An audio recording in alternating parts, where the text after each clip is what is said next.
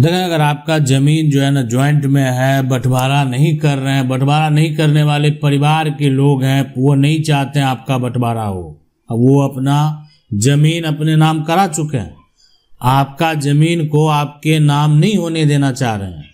अब ये कौन है? ये भाई हैं, ये हो सकते हैं चाचा हैं, या एक तरह से या कह सकते हैं परिवार के अन्य सदस्य हैं।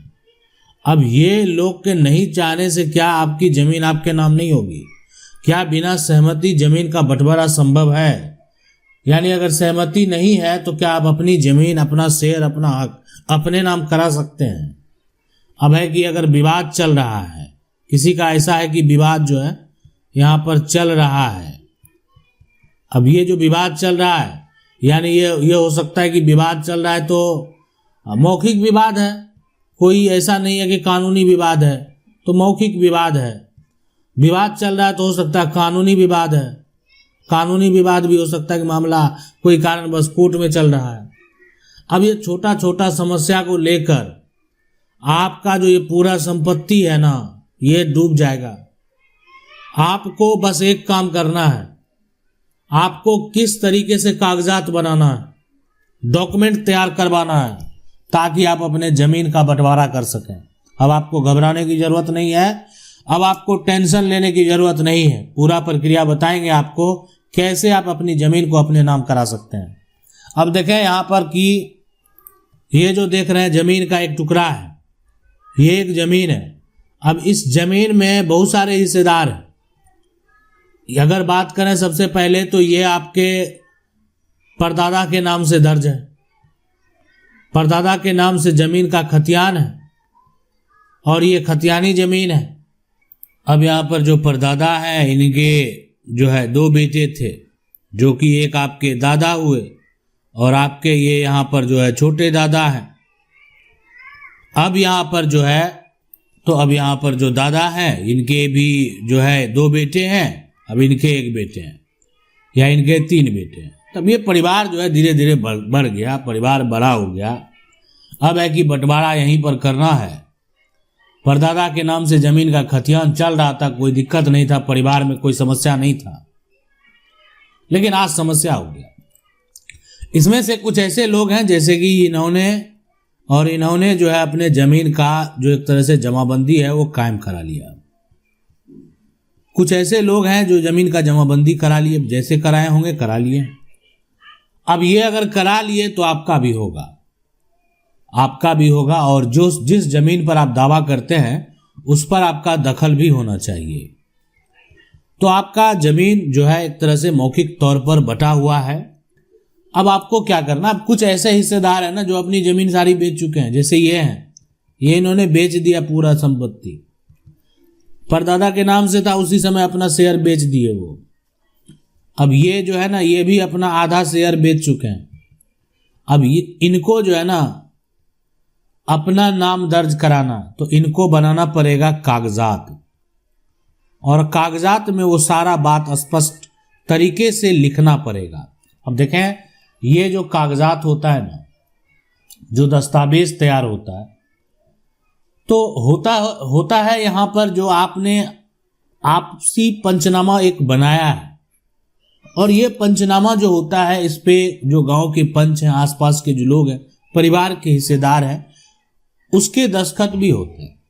जांच होती है, जांच प्रक्रिया के बाद अगर ये पाया जाता है नहीं दस्तावेज सही है, कोई दिक्कत नहीं।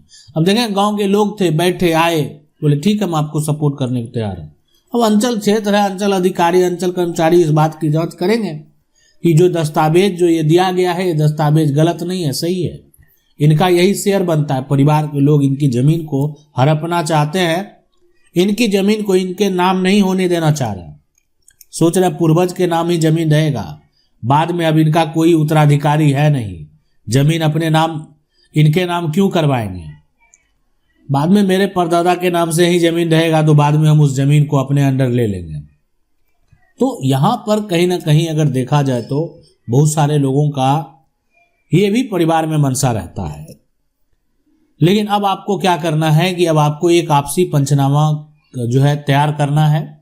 अब परिवार के जो जिससे आपका सदस्य हैं, जो चाचा हैं, भाई हैं, जिन लोगों से आपका चलता होगा बनता होगा, कोई दिक्कत नहीं है, तो आप यहां पर जो है जो जमीन है उसका जो बंटवारा करेंगे तो इसमें परिवार के लोगों का सिग्नेचर जो है गवाह के रूप में चाहिए।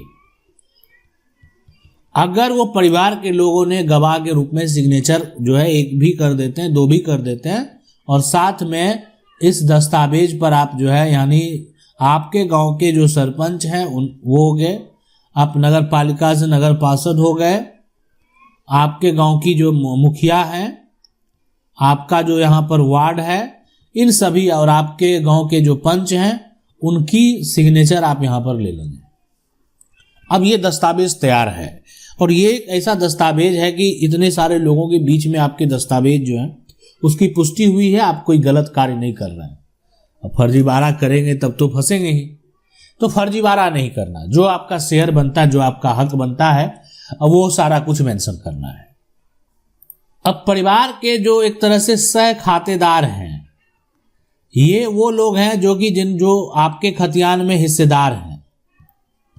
तो सह खातेदारों का विवरण जो है यानी एक तो नाम तो जरूरी ही है, साथ में उन्होंने कितनी जमीन बेची, कितना उनका जो है एक तरह से कितना हक जो है वो उसका वो क्या किए हैं, वो उनके नाम पर कायम है या अभी भी उनके जो पूर्वज के नाम से दर्ज है, ये भी स्पष्ट कर देना। जमीन, आपका जमीन का खाता संख्या कितना है और आपके जमीन का यहाँ पर खेसरा कितना है। खाता संख्या मान लेते हैं 101 में, खेसरा 79 है, 113 है, 1753 है, ये सभी 101 खाता में ये सारा प्लॉट आप देंगे।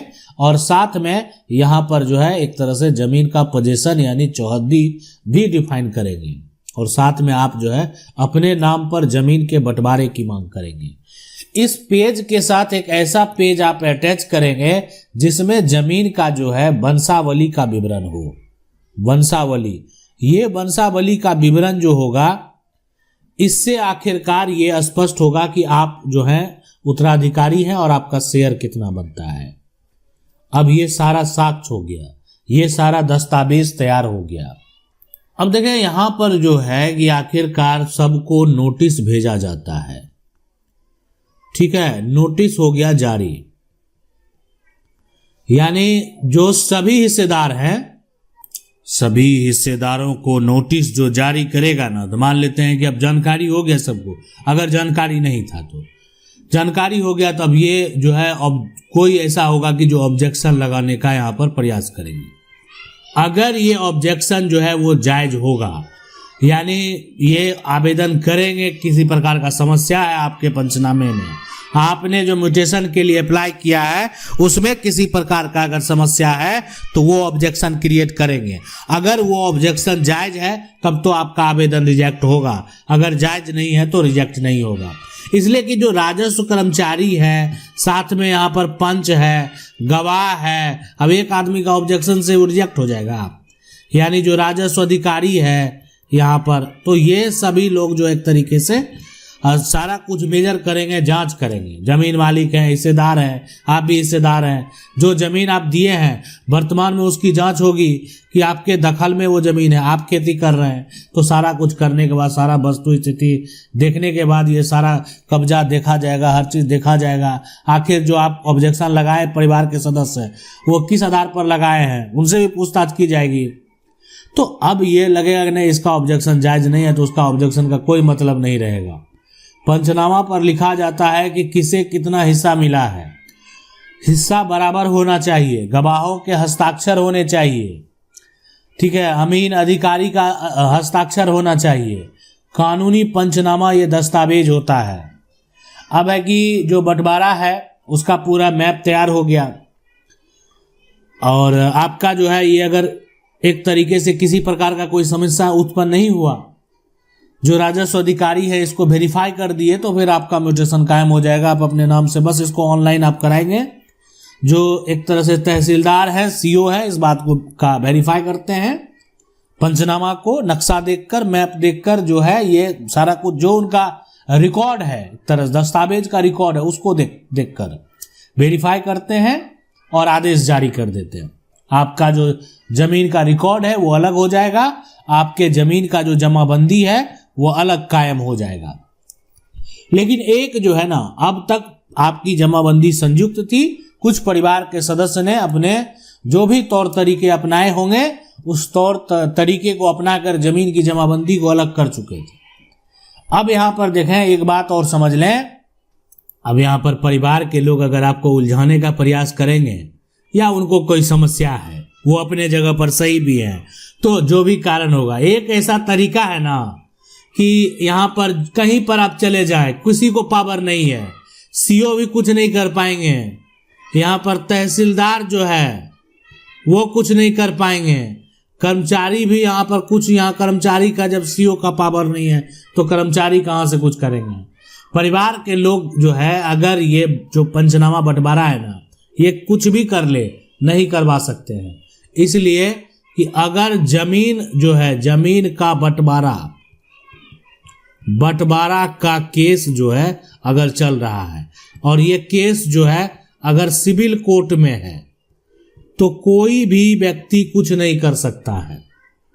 यानी जो राजस्व अधिकारी हैं, तहसीलदार हैं, उनको पावर ही नहीं है कि वो किसी प्रकार का कोई आदेश दे देंगे। अरे ऑब्जेक्शन लगाने वाला जाकर दिखा देगा कि देखें मामला मेरा जो है कोर्ट में चल रहा है, बंटवारा का केस, आप अभी नहीं कर सकते हैं, मेरे साथ समस्या है।